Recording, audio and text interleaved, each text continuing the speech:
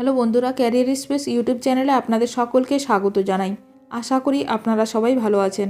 আজকে এই মুহূর্তে শিক্ষক নিয়োগ সংক্রান্ত যে সবচেয়ে গুরুত্বপূর্ণ আপডেট উঠে এসেছে, বিস্তারিত সেই সম্পর্কে আলোচনা করব।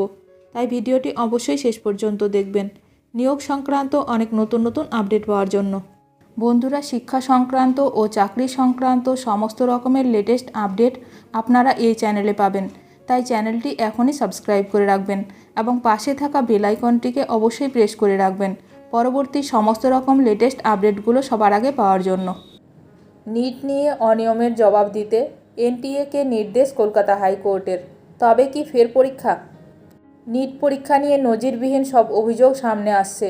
পরীক্ষার্থীদের একাংশ সুপ্রিম কোর্টের দ্বারস্থ হয়েছেন। এর পাশাপাশি বিভিন্ন রাজ্যে হাইকোর্টে আবেদন করেছেন প্রার্থীরা।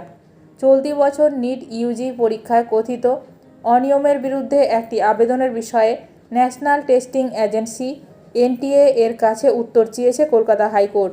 এই বিষয়ে এনটিএ এর কাছে হলফনামা চেয়েছে আদালত। বিচারপতি অপূর্ব সিনহা রায় এবং কৌশিক চন্দের হাইকোর্টের বিভাগীয় বেঞ্চে শুনানি হয়। সেখানে একাধিক অনিয়মের কথা তুলে ধরা হয় মামলাকারীদের পক্ষ থেকে। ফলাফল নিয়ে পরীক্ষার্থীদের মধ্যে ব্যাপক অসন্তোষ দেখা দিয়েছে। পরীক্ষার্থীদের বিভিন্ন অংশ আদালতে যাওয়ার পরিকল্পনা করছে। সারা দেশে শিক্ষার্থী এবং অভিভাবকরা এই বছরের ফলাফলে স্বচ্ছতার অভাবের অভিযোগ করছেন। নিট পরীক্ষায় বিরাট স্ক্যাম করা হয়েছে বলে দাবি করা হচ্ছে। তবে এনটিএ বিবৃতিতে স্পষ্ট করে জানিয়েছে যে 67 জনের মধ্যে 50 জন শিক্ষার্থী যারা 720 নম্বরের মধ্যে নিখুঁত 720 নম্বর পেয়েছে তারা গ্রেস মার্ক থেকে উপকৃত হয়েছে। এছাড়া 44 জন শিক্ষার্থী পদার্থবিজ্ঞানের একটি প্রশ্নের জন্য গ্রেস মার্ক পেয়েছে, যেখানে এনসিইআরটি পাঠ্যপুস্তকের পুরানো এবং নতুন সংস্করণের পার্থক্যের কারণে দুটি বিকল্প সঠিক বলে বিবেচিত হয়েছে। সময় নষ্ট হওয়ার জন্য অতিরিক্ত 6 নম্বর ক্ষতিপূরণমূলক মার্ক পেয়েছে। এছাড়া পরীক্ষার সময় নষ্ট হওয়ার কথা তুলে 1000-এর বেশি প্রার্থীর অতিরিক্ত গ্রেস নম্বর দেওয়া হয়েছে।